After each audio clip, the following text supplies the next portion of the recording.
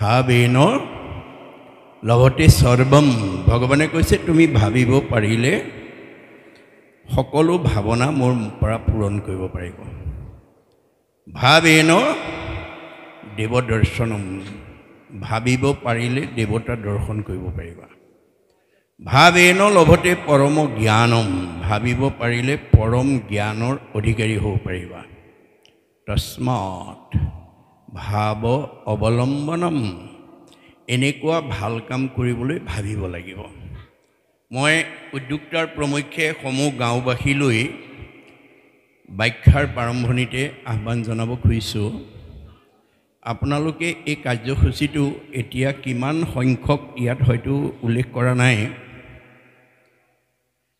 এই কাৰ্যসূচীটো যদি আপোনালোকে জীয়াই থকালৈকে এই কাৰ্যসূচী প্ৰতি বছৰে সাধ্য অনুসৰি দুদিনীয়া পাৰে তিনিদিনীয়া পাৰে আপোনালোকে কাৰ্যসূচীৰে যদি অনুষ্ঠিত কৰি থাকে তেতিয়াহ'লে এইখন গাঁৱলৈ এইখন সমাজলৈ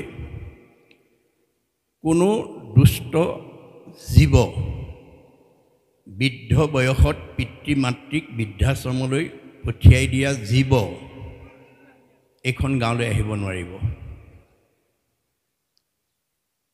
শাহু বোৱাৰীৰ মাজত মনোমালিন্য হৈ থকা জীৱ এখন গাঁৱলৈ আহিব নোৱাৰিব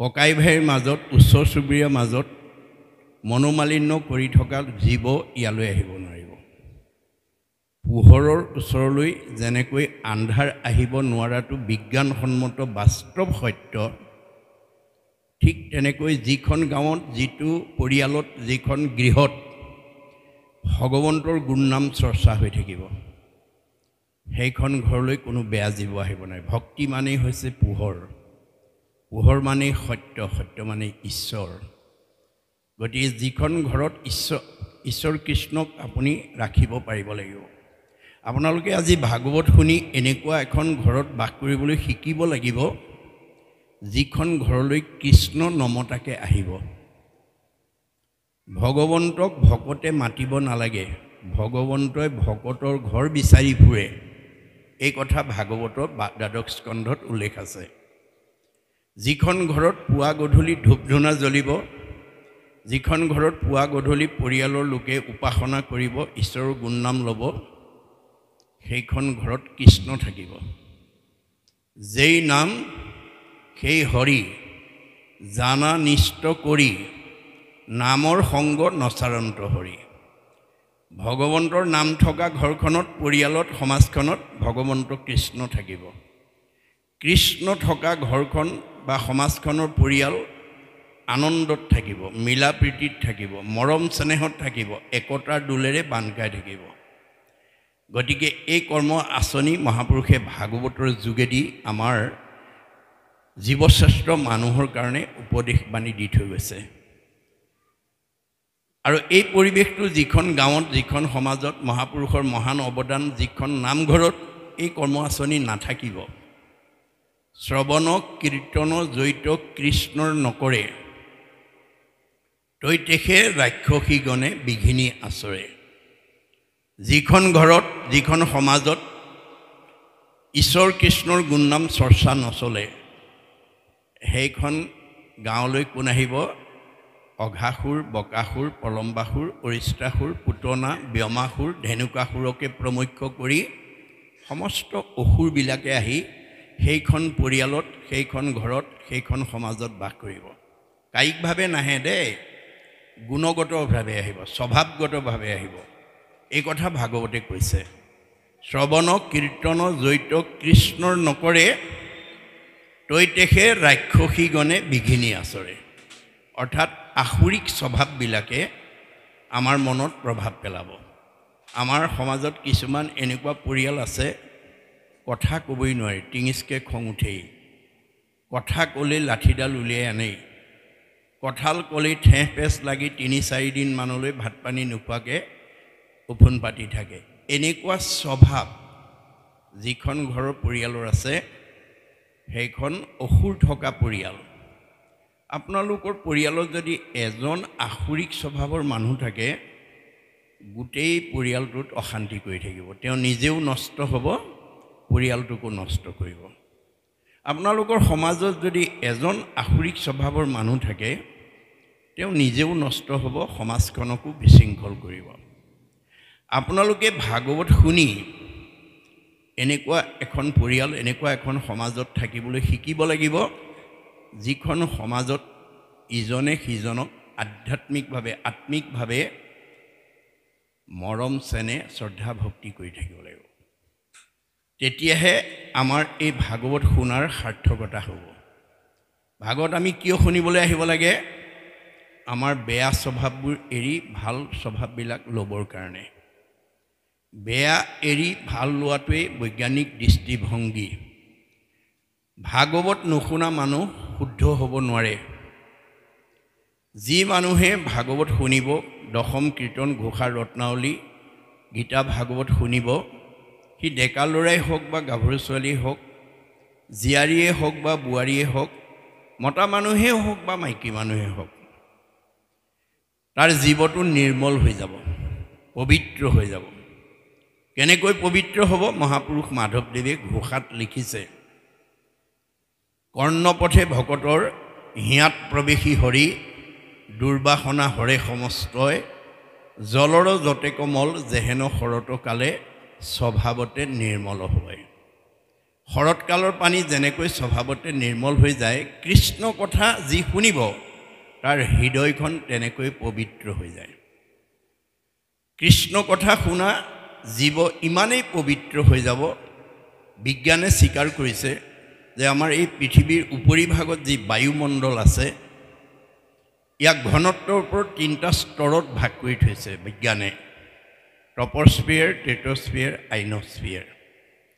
আইনস্ফিয়াৰক বৈতৰণী নদী বা সাগৰ বুলি গণ্য কৰা হৈছে। ঈশ্বৰৰ কথা শুনা জীৱ ইমান নিৰ্মল হৈ যাব, প্ৰয়াণৰ পিছত ৰকেটৰ দৰে 3টা লেয়াৰ ভেদ কৰি 14 ব্ৰহ্মাণ্ডৰ বাহিৰত ভকতৰ কাৰণে নিৰ্মাণ কৰি থকা বৈকুণ্ঠত অৱস্থান কৰিব পাৰিব। আৰু যি মানুহে ভাগৱত নুশুনে, ঈশ্বৰ কৃষ্ণৰ কথা নুশুনে, নকয়, নাগায়, তেওঁ যিমান বিদ্যাৱন্ত নহওক, যিমান ধনৱন্ত নহওক, যিমান সম্পদশালী নহওক, ধন টকা পইচা, গাড়ী মটৰ, পকা ঘৰ দুৱাৰে আমাৰ মনটো পবিত্ৰ কৰিব নোৱাৰে। গতিকে ঈশ্বৰ কৃষ্ণ কথা নুশুনা জীৱ যিমান ধনৱন্ত, বিদ্যাৱন্ত, শ্ৰীমন্ত নহওক, সি এই 3টা লেয়াৰৰ ভিতৰতে অহা যোৱা কৰি থাকিব লাগিব। পুনৰপি জনমম পুনৰপি মৰণম, পুনৰপি জনমম পুনৰপি মৰণম হৈ থাকিব লাগিব। সি জেগালৈ যাব নোৱাৰে, নিজ জেগালৈ যাব নোৱাৰে। আজি আপোনালোকে বিভিন্ন গৃহস্থী ঘৰৰ পৰা আহিছে, লক্ষ্য আৰু উদ্দেশ্য কি? ঘৰৰ পৰা ওলাই আহোঁতে আপোনালোকে কি ভাবি আহিছে? যে আজি ভাগৱত শাস্ত্ৰৰ ব্যাখ্যা পাঠ অনুষ্ঠান সামৰণি কৰিলে আমি নিজৰ নিজৰ ঘৰলৈ ঘূৰি যাম। আপোনালোকে ঘৰৰ পৰা ওলাই আহোঁতেই যেনেকৈ নিজৰ ঘৰখনলৈ পুনৰ ঘূৰি যোৱাৰ লক্ষ্য লৈ আহিছে, আমাৰ এইখন ঘৰলৈ যিটো জীৱ আহিছে, সেই জীৱটোৱে যিখন ঘৰৰ পৰা ওলাই আহিছে পুনৰ সেইখন ঘৰলৈ ঘূৰি যোৱাৰ লক্ষ্য লৈ আহিছে। আৰু নিজৰ ঘৰখনলৈ ঘূৰি যাবৰ কাৰণে কিমান বাট অতিক্ৰম কৰি আহিছে আমাৰ জীৱটোৱে? বেদত কৈছে বিংশতি লক্ষণম স্থাৱৰম। আমি প্ৰত্যেকেই 20 লক্ষ বাৰ বিভিন্ন প্ৰজাতিৰ গছ গছনি হৈ আহিছোঁ। নৱলক্ষম জলজ, 9 লক্ষ বাৰ আমি প্ৰত্যেকেই বিভিন্ন প্ৰজাতিৰ মাছ মগুৰ হৈ আহিছোঁ। নৱলক্ষম কুৰ্মাঞ্চ, 9 লক্ষ বাৰ আমি প্ৰত্যেকেই বিভিন্ন প্ৰজাতিৰ কাছৰ জন্ম পাইছোঁ, উভচৰ প্ৰাণী। 30 লক্ষ পশু নাম, 30 লক্ষ বাৰ আমি বিভিন্ন প্ৰজাতিৰ বাঘ, সিংহ, কুকুৰ, শিয়াল, মেকুৰী, গাহৰি হৈ আহিছোঁ। 10 লক্ষ পক্ষী নাম, 10 লক্ষ বাৰ আমি প্ৰত্যেকেই বিভিন্ন প্ৰজাতিৰ চৰাই চিৰিকটি হৈ আহিছোঁ। 70 লক্ষ বানৰা, 4 লক্ষ বাৰ আমি বিভিন্ন প্ৰজাতিৰ বান্দৰৰ জন্ম পাই আহিছোঁ। 2 লক্ষ অৰ্ধমানৱা হিতাহিত জ্ঞান শূন্য, 2 লক্ষ বাৰ হিতাহিত জ্ঞান শূন্য অৰ্ধমানৱ চিম্পাঞ্জীৰ দৰে জন্ম ধাৰণ কৰিছোঁ। তথৌ মনুষ্যত্ব প্ৰাপ্য তৎকৰ্মাণি সাধয়িত। তাৰপিছতে সৌভাগ্যক্ৰমে পুণ্য আৰ্জন কৰি মানুহ নামৰ উপাধিটোলৈ প্ৰমোচন পাইছে। মানুহ নামৰ উপাধিটোলৈ প্ৰমোচন পালেই আজিৰ দৰে একেলগে বহি ঈশ্বৰৰ কথা শুনি জীৱই নিজৰ ঘৰখনলৈ গুচি যাব, 7টা ষ্টেপ পাৰ হৈ গুচি যাব। ঈশ্বৰ কৃষ্ণৰ কথা শুনাৰ লগে লগে প্ৰথমে দহিব পাতে কচয়, আমাৰ পাপবিলাক নাইকিয়া কৰি দিব ভগৱন্তৰ নামে। চাবোন চাৰ্ফে যেনেকৈ মলিবিলাক কাপোৰৰ পৰা আঁতৰাই দিয়ে, ঈশ্বৰৰ কথা শুনাৰ লগে লগে আমাৰ পাপবিলাক নাইকিয়া হৈ যাব। পাপ কি বস্তু? দেখুৱাই দিয়া বস্তু নহয়, ই কিছুমান বেয়া গুণৰ সমষ্টি। কুবুদ্ধি, অসৎ চিন্তা, অসৎ ভাৱনা, অসৎ পৰিকল্পনা, কুসংস্কাৰ, অন্ধবিশ্বাস, মনৰ সংকীৰ্ণতা, কুপৰম্পৰা, এইবিলাক পাপ। এই বেয়া ভাৱবোৰ যিমান দিনলৈকে আমাৰ হৃদয়ত থাকিব, আমি সিমান দিনলৈকে মায়াত আবদ্ধ হৈ থাকিব লাগিব। আমি বেয়া কামৰ প্ৰতি আসক্ত হৈ থাকিব লাগিব। গতিকে ভাগৱত শুনাৰ লগে লগে প্ৰথমে দহিব পাতে কচয়, এই বেয়া ভাৱবিলাক নাইকিয়া কৰিব। কৰাইবে মহাপুণ্য অদ্ভুতয়, পুণ্য উপাৰ্জন হ'ব। মিলাইবে বিষয়ত বিৰকতি, বিষয় বিৰকতি আহিব। কৃষ্ণত পোৱাইবে প্ৰেম ভকতি, কৃষ্ণ কথা শুনিবৰ কাৰণে প্ৰেমটো বাঢ়ি গৈ থাকিব। উপজাইবে এটা বৈষ্ণৱ জ্ঞান, আমি যে সকলো ঈশ্বৰৰ সন্তান সেইটো বুজি পাব। মায়াকো দহিয়া কৰৈ নিৰ্যান, উচ্চ নিচ আপোনপৰ ভাৱবিলাক নাইকিয়া হৈ যাব। চৈতন্যময় পূৰ্ণানন্দ হৰি, থৈবন্ত তেন্তে এৰে একে কৰি। আৰু তেতিয়া আমাক জীৱটোক নি য'ৰ পৰা আহিছোঁ তাত লগাই দিব, আৰু আহিব নালাগে দেই। ভাগৱত শুনিবলৈ কিয় আহিব লাগে? জন্ম ৰহিত হ'বৰ কাৰণে। অহা যোৱা কৰি থাকিব নালাগে। অহা যোৱা কৰি থাকিলে আপুনি গৰ্ভৰ যন্ত্ৰণা, মৃত্যুৰ ভয়ে কোনোদিন এৰা নিদিয়ে। যি মানে হেৰিয়াতে জন্ম নহওক লাগিলে গৰ্ভৰ যন্ত্ৰণা আৰু মৃত্যুৰ ভয়ে আমাক স্পৰ্শ কৰি থাকিব। সেইকাৰণে আমি ভাগৱত শুনিবলৈ আহিব লাগে। ভাগৱত কিয় শুনিব লাগিব?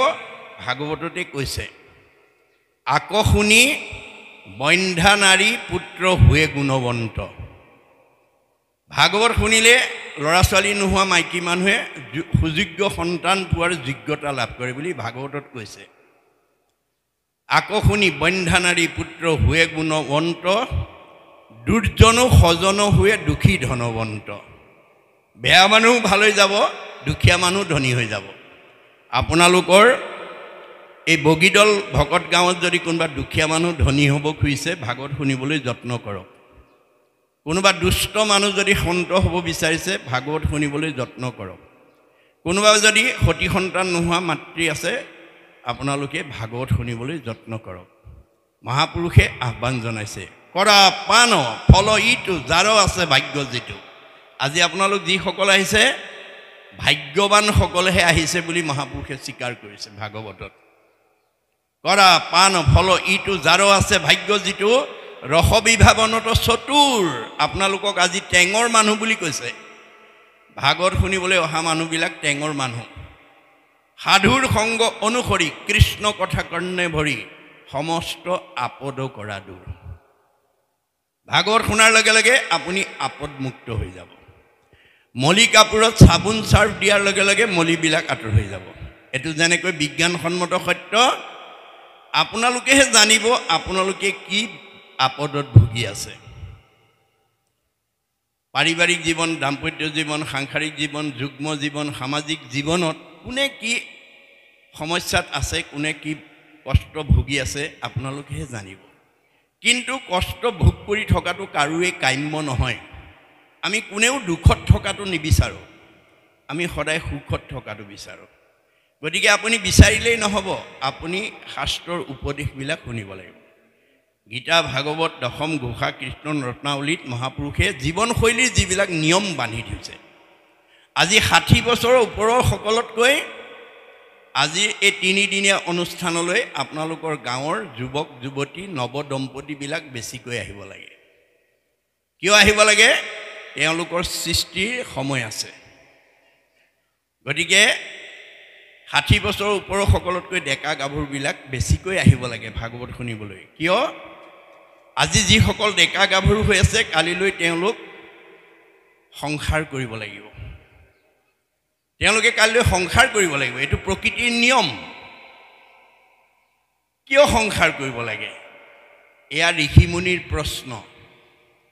কিম অৰ্থে বিবাহম, আমি কিয় বিয়া পাতিব লাগে? আজি আমাৰ বহুত ডেকা গাভৰুৱে নাজানে কিয় বিয়া পাতিব লাগে। আমাৰ ঋকবেদত কৈছে অথ পুৰুষস্তাৱত সৰ্ব যত জায়াং ন বিন্দতে যত জায়াং বিন্দতে অথ প্ৰজায়তে তহি সৰ্বো ভৱতি। কিয় বিয়া পাতিব লাগে? বৈবাহিক সম্পৰ্কৰ দ্বাৰা বগীদল ভকত গাঁৱত যিসকল গৃহস্থী বাস কৰি আছে তেওঁলোক গুচি যোৱাৰ পিছত সেই ঘৰত নিজৰ বংশটো এৰি থৈ যাবৰ কাৰণে আমি পুত্ৰ কন্যা জন্ম দিবৰ কাৰণে বিয়া পাতিব লাগে। এয়া ঋকবেদৰ মত। কিমৰ্থে বিবাহম পুত্ৰাৰ্থে বিবাহম।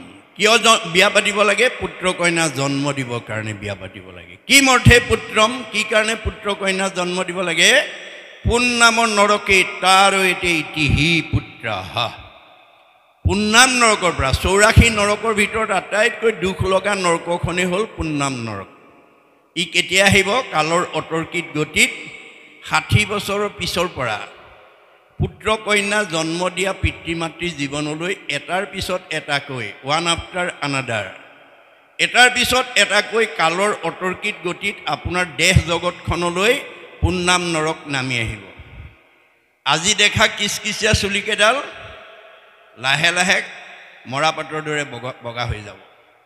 বহু দূৰলৈকে দেখি থকা দৃষ্টিশক্তিটো লাহে লাহে কমি আহিব, শ্ৰৱণ শক্তি কমি আহিব, কমনীয় দেহটো খুতুৰা খুতুৰ পৰিব, টান টান বস্তু চুবা দাঁতকেইটা খুলুক ধুলুক হ'ব। যাওঁ বুলিলেই যাওঁ, খাওঁ বুলিলেই খাওঁ বোলা দেহাটো মুখৰ আগত জীয়াৰী বোৱাৰী পুতেকে জীয়েকে এমুঠি নিদিলে খাবলৈ নোপোৱা অৱস্থা এটা আমাৰ জীৱনলৈ নামি আহিব। সেই দিনাখন বৃদ্ধ পিতৃ মাতৃক সেৱা শুশ্ৰূষা, মৰম চেনেহ, লালন পালন, পিন্ধন খোৱন এইখিনি কৰিবৰ কাৰণে আমি পুত্ৰ কন্যা জন্ম দিব লাগে। কোন পুত্ৰই সেই কাম কৰিব? ভাগৱতত কৈছে পুত্ৰেও তৰাইবে বুলি শুনি আছা শাস্ত্ৰ, বৈষ্ণৱ পুত্ৰক লাগি বুলি আছে মাত্ৰ। পুত্ৰই তৰাব বুলি কৈছে সঁচা, কিন্তু আপুনি বৈষ্ণৱ পুত্ৰ জন্ম দিব লাগিব। অবৈষ্ণৱ পুত্ৰ যদি উপজে বংশত, স্বৰ্গহন্তে পিতৃক পেলাৱে নৰকত। কেনেবাকৈ যদি আপুনি অবৈষ্ণৱ পুত্ৰ জন্ম দিয়ে, পিতৃ মাতৃ স্বৰ্গত থাকিলেও নৰকলৈ নমাই লৈ আহিব। আজি আপোনালোকে দেখিছে বহুত পিতৃ মাতৃয়ে পঢ়াই শুনাই ল'ৰা ছোৱালীক বহুত কষ্ট কৰি কাৰোবাক ডক্টৰেট উপাধি, কাৰোবাক ডাক্তৰ, কাৰোবাক ইঞ্জিনিয়াৰ, কাৰোবাক প্ৰবক্তা, কাৰোবাক অধিবক্তা, কাৰোবাক বুদ্ধিজীৱী, কাৰোবাক জ্ঞানী, কাৰোবাক মানি, কাৰোবাক বহুত বহুত উচ্চ পদস্থ বিষয়ত চাকৰি কৰা যোগ্যতা অৰ্জন কৰি দিছে। কিন্তু আপোনালোকৰ ভকত গাঁৱৰ দৰে ভাগৱত চৰ্চা নোহোৱাৰ কাৰণে, ভাগৱতৰ দৰ্শন নজনাৰ কাৰণে আজি সেইসকল পুত্ৰই উচ্চ পদস্থ বিষয়ত চাকৰি কৰি বহুত উচ্চ ডিগ্ৰী লৈ কি কৰিছে? আদৰ্শ কি দেখাইছে? আনৰটো দূৰৰ কথা, নিজৰ জন্মদাতা বৃদ্ধ পিতৃ মাতৃক বৃদ্ধ বয়সত সেৱা শুশ্ৰূষা, মৰম চেনেহ, লালন পালন কৰাৰ বিপৰীতে সেইসকল উচ্চ ডিগ্ৰীধাৰী উচ্চ পদস্থ বিষয়ত চাকৰি কৰা সন্তানে নিজৰ বৃদ্ধ পিতৃ মাতৃক বৃদ্ধাশ্ৰমলৈ পঠাই দিবলৈ কুণ্ঠাবোধ কৰা নাই। কিয়? তেওঁলোকে ভাগৱত দৰ্শন নাজানে। আমাৰ ভাগৱতত ভগৱন্তই কৈছে যিটো পিতৃ মাতৃ জন্মিলেক দেহ পুষিলেক অনুদিন, শতেক বৎসৰে সিটো পুত্ৰে তাৰ খুজিবে নপাৰে ঋণ।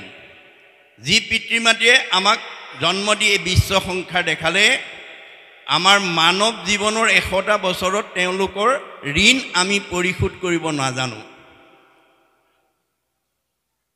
তৎসত্ত্বেও যদি এই ভাগৱত দৰ্শন নজনাক সন্তানে পুত্ৰ হৈয়া যিটো পিতৃক নোপোষৈ দুৰ্জন আতি আবাতি, তাহাৰ মাংসক তাকে খুৱাবৈ জমৰ কিং কৰে কাটি।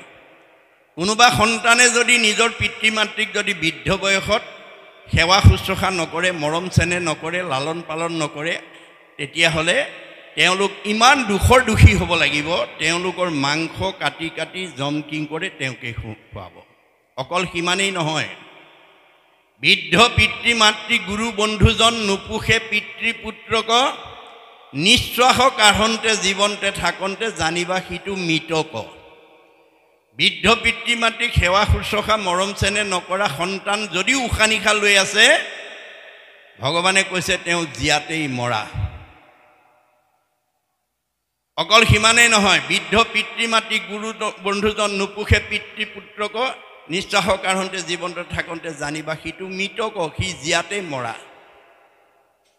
আমি জীয়াতে মৰা সন্তান যাতে জন্ম দিব লগা নহয় জীয়াতে মৰা সন্তান হিচাপে সমাজত যাতে আমি পৰিচয় দিব লগা নহয় তাৰ কাৰণে আপোনালোকে ভাগৱত শুনিবলৈ আহিব লাগিব ভাগৱতত কেনেকুৱা সন্তান জন্ম দিব লাগে কেনেকৈ জন্ম দিব লাগে সকলো কথা ইয়াত উল্লেখ আছে মনত ৰাখিব কথাটো আজি আমাৰ বহুত দম্পতীয়ে ডেকা গাভৰুৱে ভাগৱত শুনিবলৈ নহাৰ কাৰণে তেওঁলোকে বাঞ্ছিত ফলৰ পৰা বঞ্চিত হৈ আছে যেনে কাৰোবাক লাগে এটা ল'ৰা পাইছে ছোৱালী ৩-৪জনী ছোৱালী পোৱাৰ কাৰণে মৰিয়াই কিলাক মাকৰ ঘৰলৈ খেদি দিয়া উদাহৰণো বহুত মিডিয়াত দেখা পাইছে আপোনালোকে কিন্তু তাৰ কাৰণে জগৰীয়া কোন তেওঁ নিজেই তেওঁ ভাগৱত দৰ্শনেই নাজানে ভগৱানে কৈছে মই চবৰে হৃদয়তে আছো সমস্ত ভূতৰে মই আছো হৃদয়ত কি কাৰণে আছো যাৰ দৃষ্টি ভাৱনা জৈস সিদ্ধি ভৱতি তাৰ দৃষ্টি যোনেই যি ভাবিব তেওঁৰ মনৰ ভাৱনা তেনেকৈ পূৰণ কৰিবৰ কাৰণে মই হৃদয়তে আছো কিন্তু আমি কেনেকৈ ভাবিব লাগে কেনেকৈ মনৰ ভাৱনা ভগৱন্তক জনাব লাগে আজি বহুত উঠি অহা প্ৰজন্মই নাজানে মনত ৰাখিব আপোনালোক যিসকল চিন্তাশীল ব্যক্তিৰ দ্বাৰা আজি এই কাৰ্যসূচীটো 3দিনীয়া কাৰ্যসূচীৰে আপোনালোকে অনুষ্ঠিত কৰিছে যদিও আপোনালোকে সামগ্ৰিকভাৱে ভাগৱত পাঠ ব্যাখ্যা অনুষ্ঠান পাতিছোঁ বুলি ভাবিছে আমাৰ বেদৰ মতে আপোনালোকৰ ভকত গাঁৱৰ ৰাইজে আপোনাৰ বগীদল ভকত গাঁৱৰ ৰাইজে 3দিনীয়া কলিৰ যজ্ঞ অনুষ্ঠিত কৰিছে বেদৰ মতে 3দিনীয়া যজ্ঞ অনুষ্ঠান কৰিছে উদ্ধৱক যাবৰ সময়ত কৈ থৈ গৈছে মুতচিত্ত দিয়া যিটো কৰৈ কৰ্ম ধৰ্ম তাৰ নাম যজ্ঞ সখী কৈলো ইটো মৰ্ম আপোনালোকে 3দিনীয়া যজ্ঞ ইয়াত অনুষ্ঠিত কৰিছে এই যজ্ঞটো সৰ্বাংগ সুন্দৰ কৰিবৰ কাৰণে যিসকল উদ্যোক্তা বাপ বৈষ্ণৱ যুৱক যুৱতীয়ে কায়িক মানসিক বৌদ্ধিক আৰ্থিকভাৱে ত্যাগ কৰি অকণমান খোজ আগবঢ়াইছে তাৰ প্ৰতিটো খোজৰ মূল্য হ'ব এই জন্মত পদে পদে অশ্বমেধ ফলং প্ৰাপ্নুতি নিত্যৈস্য বুলি কৈছে ভগৱানে কৈছে মোৰ কামৰ কাৰণে যদি তুমি এটা খোজ আগবঢ়াব পাৰা তুমি প্ৰতিটো খোজৰ মূল্য এই জন্মত এটা এটা অশ্বমেধ যজ্ঞৰ সমান পুণ্য সঞ্চিত হৈ থাকিব গতিকে আমাৰ একাদশ স্কন্ধত ভাগৱতত দেখুৱাইছে কৃষ্ণ বৈকুণ্ঠ প্ৰায়ণ হোৱাৰ লগে লগে গোটেই দ্বাৰকা নগৰখন সাগৰত ডুব গ'ল কিন্তু ৰুক্মিণী মন্দিৰটো আজি কুপতি সাগৰৰ মাজত জিলিকি আছে আৰু সেই মন্দিৰ চাই অহা ভকতো আমি লগ পাইছোঁ কিন্তু বেদৰ দৰ্শন গুৰুজনাৰ দৰ্শন ভাগৱতৰ দৰ্শন এতিয়া আমি সাগৰৰ মাজত ৰুক্মিণী মন্দিৰ বিচাৰি ফুৰিলে নহ'ব আমি এই বগীদল ভকত গাঁৱত বসবাস কৰি আমিও ৰুক্মিণী মন্দিৰ এৰি থৈ যাব লাগিব কেনেকৈ আপোনালোকক ভগৱানে কাক কি প্ৰতিভা দিছে আপোনালোকেহে জানিব দেই আপোনালোকৰ এই বগীদল ভকত গাঁৱৰ ভিতৰত কাৰোবাক হয়তো আটাইতকৈ ধনী মানুহ কৰি পঠিয়াইছে ভগৱন্তই গাঁওখনৰ ভিতৰত মনত ৰাখিব কাৰোবাক হয়তো আটাইতকৈ বিদ্যাৱন্ত কৰি পঠিয়াইছে কাৰোবাক হয়তো আটাইতকৈ সম্পদশালী কৰি পঠিয়াইছে কাৰোবাক হয়তো আটাইতকৈ বুদ্ধিমন্ত কৰি পঠিয়াইছে কাৰোবাক হয়তো আটাইতকৈ জ্ঞানী কৰি পঠিয়াইছে আপোনালোকৰ গাঁৱৰ মানুহেহে জানিব আপোনালোকৰ গাঁওখনৰ ভিতৰত আটাইতকৈ ধনী মানুহ কোন বিদ্যাৱন্ত কোন সম্পদশালী কোন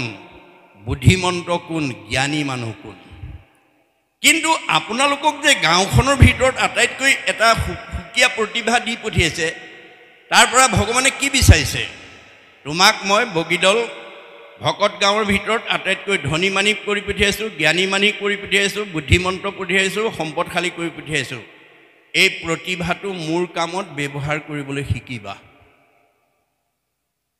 মই মানে এটা আত্মা, মই মানে পৰিয়াল, মই মানে সমাজ, মই মানে অনুষ্ঠান, মই মানে প্ৰতিষ্ঠান, মই মানে দল, মই মানে সংগঠন, মই মানে জড়জগত, মই মানে জীৱ জগত, মই মানে নিখিল জগত।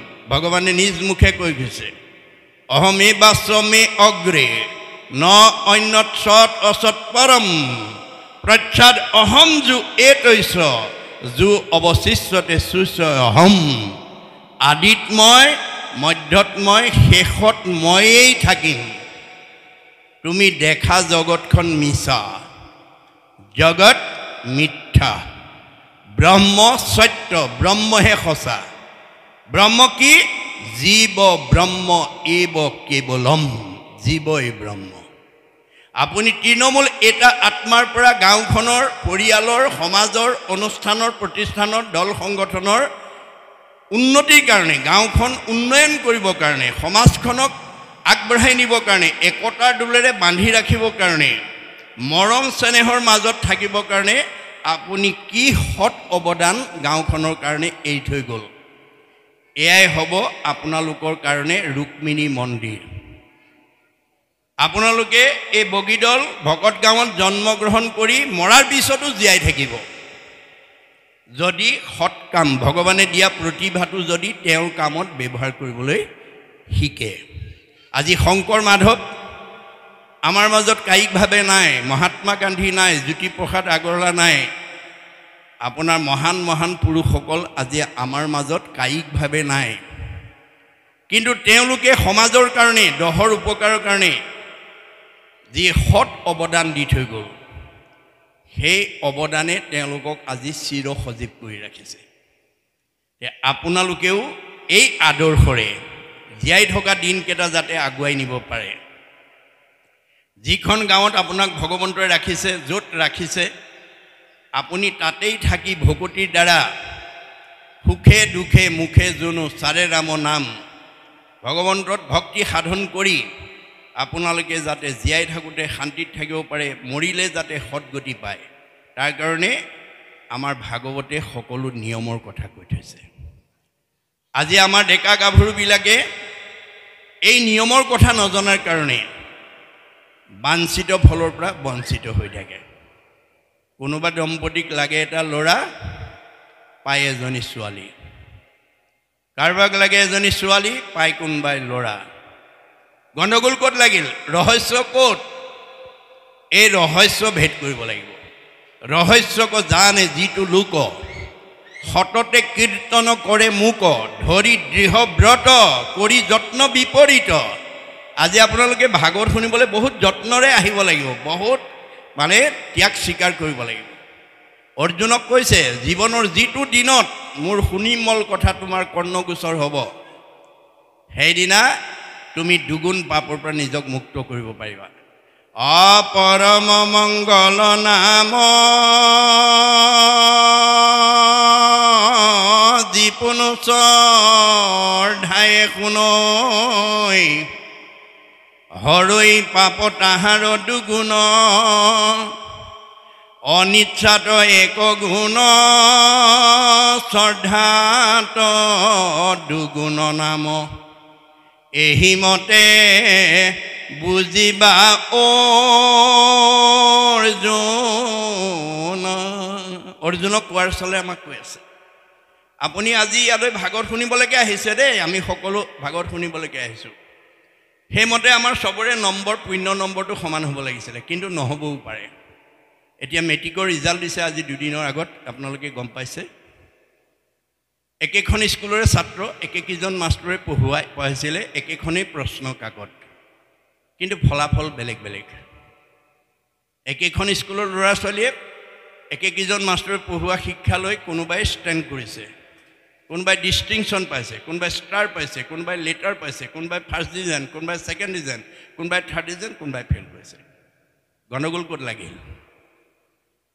এই ৰহস্য ভেদ কৰিব লাগিব এজন দাৰ্শনিক পণ্ডিতে কৈছে মোৰ ইউ ৰিড মোৰ ইউ লাৰ্ণ যি ছাত্ৰ ছাত্ৰীয়ে বেছি অধ্যয়ন কৰিব সি বেছি জ্ঞান লাভ কৰিব মধ্যম অধ্যয়ন কৰাজনে মধ্যম ফল পাব কম অধ্যয়ন কৰাজনে কম ফল পাব গতিকে আমাৰ শাস্ত্ৰই কৈছে ছাত্ৰানাং অধ্যয়নং তপঃ এজন ছাত্ৰ জীৱনৰ কালত অধ্যয়নটোৱে হৈছে তেওঁৰ তপস্যা সেই আদৰ্শৰে আমি সমাজখন আগবঢ়াই নিব লাগিব এই গোটেই নীতি তথ্যখিনি ভাগৱতত উল্লেখ আছে এই ভাগৱত কোনে শুনিব লগা হৈছিলে ভাৰতবৰ্ষত কৃষ্ণ বৈকুণ্ঠ প্ৰয়াণ পিছত প্ৰথম পৰীক্ষিতে ভাগৱত শুনিব লগা হৈছিল ভগৱন্তই পৰীক্ষিতক কেনেকৈ পঠিয়াইছিলে ভাৰতবৰ্ষলৈকে ভাৰতবৰ্ষৰ এজন শ্ৰেষ্ঠ বৈষ্ণৱ ৰজা কৰি পঠিয়াইছিলে বৈষ্ণৱৰ বৈশিষ্ট্য কি আছিলে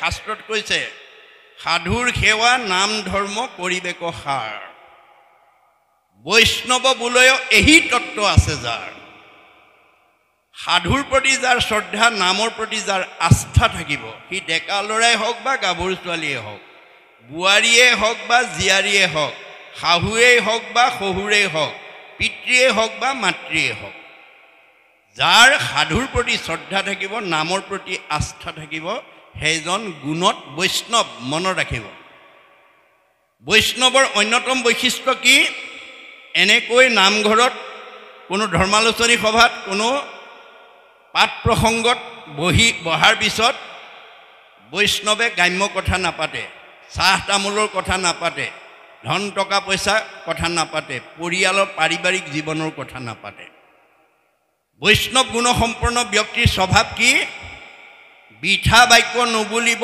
নামাতিব মিছা কৃষ্ণ কথা শুনিবলৈ কৰিবেক ইচ্ছা বৈষ্ণৱ গুণসম্পন্ন ব্যক্তিয়ে দিনটোত কেনেকৈ ঈশ্বৰৰ কথা এটা শুনি জীৱনটো সাৰ্থক কৰোঁ তাৰ কাৰণে সদায় ইচ্ছা প্ৰকাশ কৰি থাকিব আৰু আনটো বৈশিষ্ট্য কি নকৰিব প্ৰাণী হিংসা মনে একোজন সদায়ে চিন্তিব মাত্ৰ কৃষ্ণৰ চৰণ বৈষ্ণৱ গুণসম্পন্ন ব্যক্তিয়ে কাকো হিংসা নকৰে কিয় আমাৰ শাস্ত্ৰত কৈছে ভাগৱতত কৈছে যত দেখা ভূত প্ৰাণী সবা হাকে বিষ্ণু মানি হিংসা এৰি কৰা উপকাৰ ভগৱন্ত চবতে আছে আত্মাৰূপে বিৰাজমান কৰি আছে পাৰিলে কাৰোবাক উপকাৰ কৰিব কাকো হিংসা নকৰিব পৰীক্ষিতে সেইখিনিতে ভুল কৰি দিলে তেওঁক ভগৱানে বৈষ্ণৱ ৰজা কৰি ভাৰতবৰ্ষলৈ পঠাইছিলে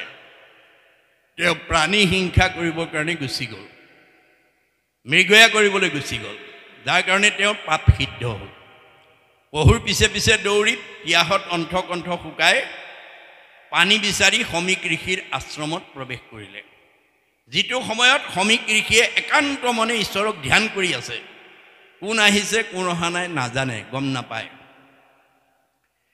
পৰীক্ষিতে সেই কথা বিবেচনা নকৰি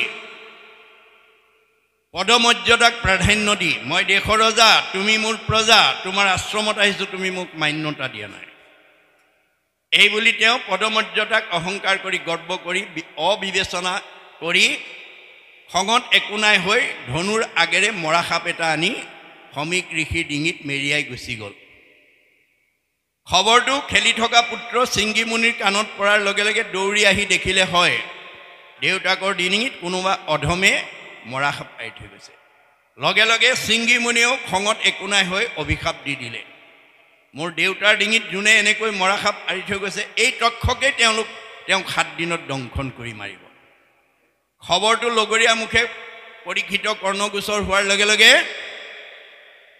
মৃত্যুৰ ভয়ত ভীতিগ্ৰস্ত হৈ গ'ল মই অভিশপ্ত হলোঁ মোক 7 দিনত তক্ষকে দংশন কৰিব মোৰ মৃত্যু অনিবাৰ্য গতিকে পুতেক জন্মেজয়ক মাতি আনি ক'লে বোপাই মই অভিশপ্ত হলোঁ মোক 7 দিনত তক্ষকে দংশন কৰিব মোৰ মৃত্যু অনিবাৰ্য এই সপ্তদিবা পৃথিৱী পৰিচালনাৰ দায়িত্ব মই তোমাৰ ওপৰত অৰ্পণ কৰিলোঁ আৰু মই কিবা প্ৰকাৰে তক্ষকৰ দংশনৰ পৰা নিজক বচাব পাৰোঁ নেকি উপায় বিচাৰি যাওঁ এইবুলি ক'ত গ'ল উপায় বিচাৰি গংগাৰ পাৰত আশ্ৰয় ল'লেগৈ পৰীক্ষিতে যদি মৃত্যুৰ হাতৰ পৰা নিজক বচাবৰ কাৰণে কালৰ হাতৰ পৰা নিজক বচাবৰ কাৰণে যদি গংগাৰ আশ্ৰয় ল'ব লগা হয় আপুনি মই ল'ব লাগিব নে নালাগে আৰু আজি আমি লৈছো নে নাই এই কথা আজি আপোনালোক প্ৰত্যেকই অনুভৱ কৰিব লাগিব আচলতে কোন গংগাৰ আশ্ৰয় লৈছে নামেই গংগা নামে নাটাৰিলে জীৱ আৰু কোনে তাৰে আমাক নামে নাটাৰিলে আনে তৰাব নোৱাৰে আজি আপোনালোক সকলোৱে এই গংগা নাম গংগাৰ আশ্ৰয় লৈছে খবৰটো পোৱাৰ লগে লগে ৰাজ্যৰ সকলো দেৱঋষি ৰাজঋষি ব্ৰহ্মঋষি ঋষিজকে প্ৰমুখ্য কৰি গণ্যমান্য সকল আহি পৰীক্ষিতৰ সন্মুখত সমবেত হৈছে এই কথাটোৱে আমাক কি শিক্ষা দিছে যে বগীদল ভকত গাঁৱত বিভিন্ন জাতি জনগোষ্ঠী বিভিন্ন সমাজ বিভিন্ন পৰিয়ালৰ লোকে বসবাস কৰি থাকিব পাৰিব পৰিয়ালৰ ভিন্নতা থাকিব পাৰে বংশৰ ভিন্নতা থাকিব পাৰে জাতিৰ ভিন্নতা থাকিব পাৰে ধৰ্মৰ ভিন্নতা থাকিব পাৰে কিন্তু আত্মাৰ ভিন্নতা নাই আত্মা দৃষ্টিত আমি সকলো ভগৱানৰ অংশ তোমাৰ একে অংশ আমি যত জীৱ জাত আধ্যাত্মিক দিশত আমি সকলো এক ভগৱানৰ সন্তান এই বগীদল ভকত গাঁৱত বসবাস কৰি থকা কোনো জাতি জনগোষ্ঠী কোনোবা পৰিয়ালৰ কিবা বিপদ আপদ হ'লে আমি এষাৰ মাত মাতি এটা সহানুভূতি দিয়া এটা সহযোগিতা আগবঢ়াটো মানৱীয় ধৰ্ম মনত ৰাখিব আপোনাৰ একে পৰিয়ালৰ নহ'ব পাৰে একে সমাজৰ নহ'ব পাৰে একে ধৰ্মৰ নহ'ব পাৰে একে বংশৰ নহ'ব পাৰে কিন্তু আত্মা দৃষ্টিত আমি বিপদ হ'লে এটা খবৰ লোৱাটো আমাৰ মানৱীয় ধৰ্ম মৃত্যুৰ আগমুহূৰ্তত সকলোকে সন্মুখত দেখা পোৱাৰ লগে লগে পৰীক্ষিতে প্ৰেৰণা পালে সাহস পালে আৰু প্ৰশ্ন কৰিলে কোৱা দেৱঋষি কোৱা ৰাজঋষি কোৱা ব্ৰহ্মঋষি কোৱা ঋষিজ কোৱা গণ্যমান্যসকল কি কৰিলে মই তক্ষকৰ দংশনৰ পৰা নিজক বচাব পাৰিম ৰজাৰ প্ৰশ্ন শুনাৰ লগে লগে প্ৰত্যেকে নিজা নিজা অভিমত আগবঢ়ালে কোনোৱে ক'লে তপ কৰা কোনে ক'লে জপ কৰা কোনে ক'লে যজ্ঞ কৰা কোনে ক'লে দান কৰা কোনে ক'লে তীৰ্থ কৰা কোনে ক'লে স্নান কৰা নানা ঋষিৰ নানা মত নানা ঋষিৰ নানা মতে পৰীক্ষিতৰ মৃত্যু ভয় আঁতৰ কৰিব নোৱাৰিলে কিয় কাৰণটো আমাৰ একাদশ স্কন্ধত মহাপুৰুষে লিখি থৈ গৈছে